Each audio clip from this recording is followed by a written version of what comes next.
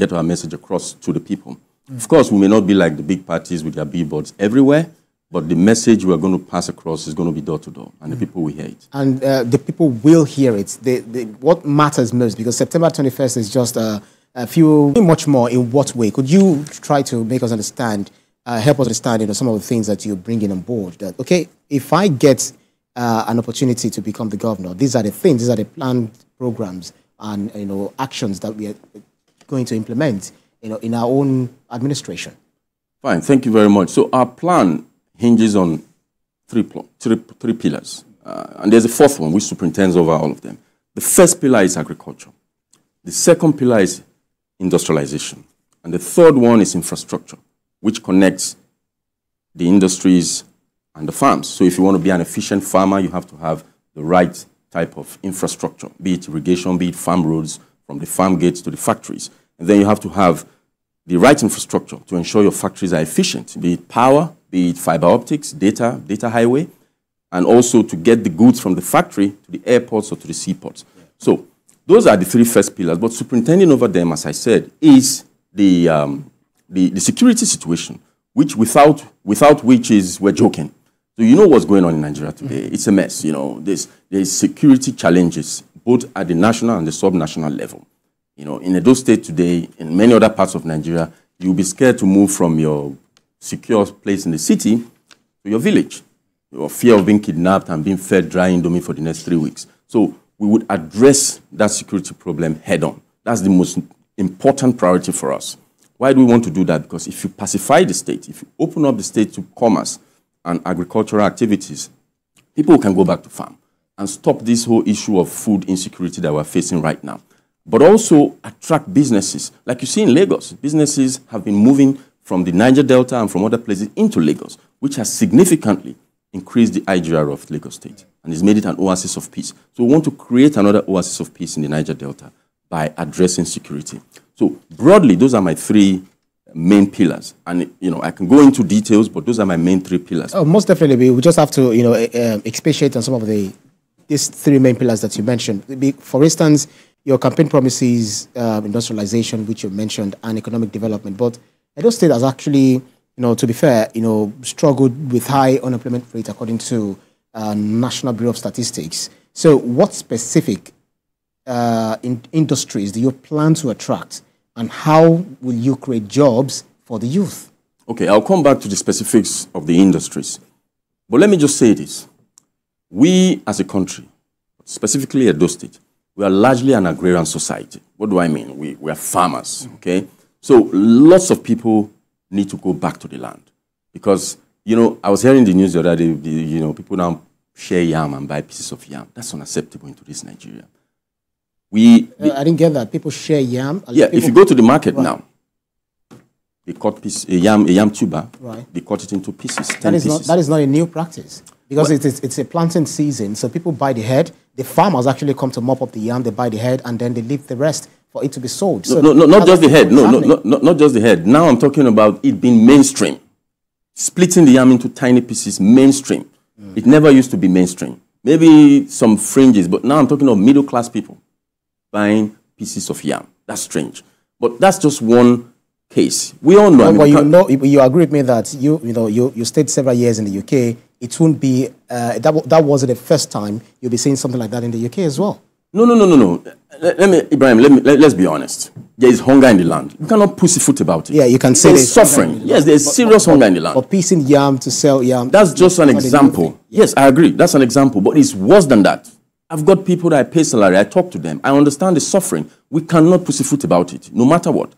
That's what's giving me more impetus, more energy to pursue this goal of mine. So let's not digress. Agriculture. What do we want to do about agriculture? First, we pacify the state and allow people to go back to the farm. Now, what we want to do is to go back to what I call intensive gardening. Okay, I have a farm and I do intensive gardening. What do we do with this intensive gardening? It's a 5-acre farm. Okay, so we split it into 10 allotments. Those 10 allotments, we plant corn, we plant tomatoes, and we move around. So we fix the first allotment, we till it, we treat it, we put all the things that the soil, the plant needs to thrive. And then we move to the next allotment, the next week. And then the second one, and then the third one. So By the time we're finishing the 8th allotment, the corn we planted in the first allotment is ready. What we've done is we've put in borehole, we've put in drip irrigation, we've ensured that that land can produce food 365 days of the year. Not one day is missed. So what you find is that small 5-acre allotment can produce 4 to 5 times what you would normally produce in an ordinary farm. And I tell you, we make from just the corn between 6 to 500,000 naira every week. If you do the maths, you're talking about 2.5 million. If you farm it even more aggressively, you can make 3 million every month. Excuse me. What's the graduate doing on the streets if they can farm the land like that? So what we want to do in Edo State is to bring that model. I went into it to do a pilot, not just to talk about things, but to do. So that pilot has showed me a lot of things. Now we want to bring it into Edo State and commercialize it. So if you're a graduate, I will own a farm. In fact, some of my cabinet meetings will be happening in my farm. If you're a commissioner, own a farm. If you're a teacher, own a farm. If you are a headmaster, own a farm. So there's going to be a farm revolution and put an end to this nonsense about food scarcity. We have no business with food scarcity. It's simple. So this model that I'm talking about, will bring it into the state. The state will not hands off from agriculture. We would lead, okay? All this talk of free market and all that, no. I don't believe it's a fallacy. The free market, the government can hold the free market or the hand of the market at the elbow and direct it in a certain direction. And then allow the bottom to top entrepreneurial spirit and energy to thrive in that direction. Well, I believe in state guidance. It is one thing for you to have an idea or a vision for especially agriculture.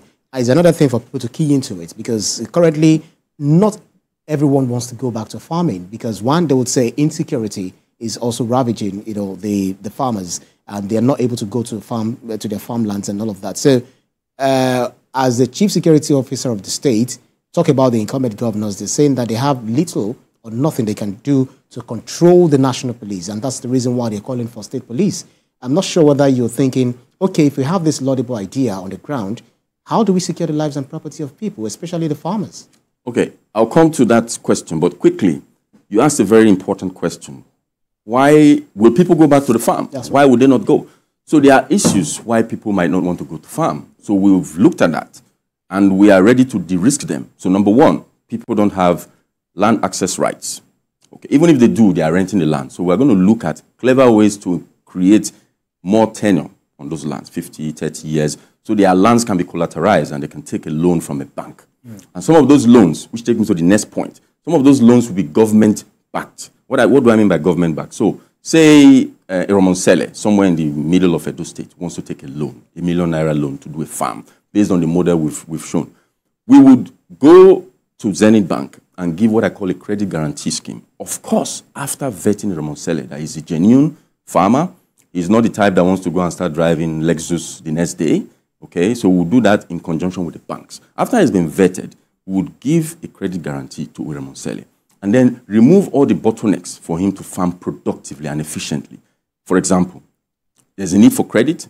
We'll back that, make sure the bank afford him cheap credit, not the 26 or 33% now. The other point is we want Iromonsele to farm 365 days of the year. What does he need to do that? So there's drip irrigation, and there's extension services, there's support. Takes me to my point of Edo Agricultural Hub, which is a novel idea we're intending to bring. What we intend to do with that is we'll fund this agricultural hub with tractors, with silos, with extension services, all close to the agricultural clusters. Okay, this will be a hub around agriculture. So if a Iromonsele wants to farm, all he needs to do is call on that tractor. That tractor will come and prepare his land. And also he will have the expertise to put drip irrigation in his small allotment, 1 or 2 acres, so that he can farm 365 days of the year and produce food. Because not just to produce for himself, we want Iromonsele to produce enough subsistence for himself, but to export. This is the key difference. What we are seeing in some parts of Edo State today is not commercial farming. We want to move to commercialization of farms so that we can export. I tell you a story. I went to the UK some time ago, recently. I went to buy sweet corn in the market. And when I bought that sweet corn, 1 kilogram of sweet corn, 2 packs, 500 grams each. Guess what? It was £5.79. You know, I did the maths. Let's say we rounded up to about £6. At the time, it was about 12,000 naira. In my farm, off peak, we sell corn 900 naira. During peak, when there's a lot of corn, 700. If you go to the hinterlands in Edo State, you buy it 500 naira. So you can see from 500 naira to 12,000 naira, there's a lot of value to be had. So what we want to do is to look at the third bottleneck around farming, which is handling the foodstuff from the farm gate to the market. So we're going to create a cold chain and even become a buyer of last resort. So Iromonsele, when your corn is ready, don't worry about who's going to buy it. We'll create the market for you. We'll take it at your farm gate, okay? Move it to Igwebe, where we'll have our agricultural processing hub there, and package this sweet corn and fly it out. Because the corn I was talking about in the UK, it was produced 2 days before the day I picked it up, and the expiry date was a couple of days afterwards. What does that tell me? It means that corn flew, because it was from Senegal, products of Senegal. It flew from Senegal to the UK in 24 hours. Look at that. So we can do that in Edo State. And this will be a pilot so that other states in Nigeria can say, look, we don't need to wait for allocation to come from Abuja. Gone are the days. And we don't need to look up to the sky waiting for rain like our fathers have been doing for millennia. We can sink a borehole. We can do farm clusters close to water bodies, rivers, and move this water to irrigate our land. So what I'm trying to say is that we need to think of innovative ways to create value. And talking about innovative ways to create value, do you also think of the value-added, the value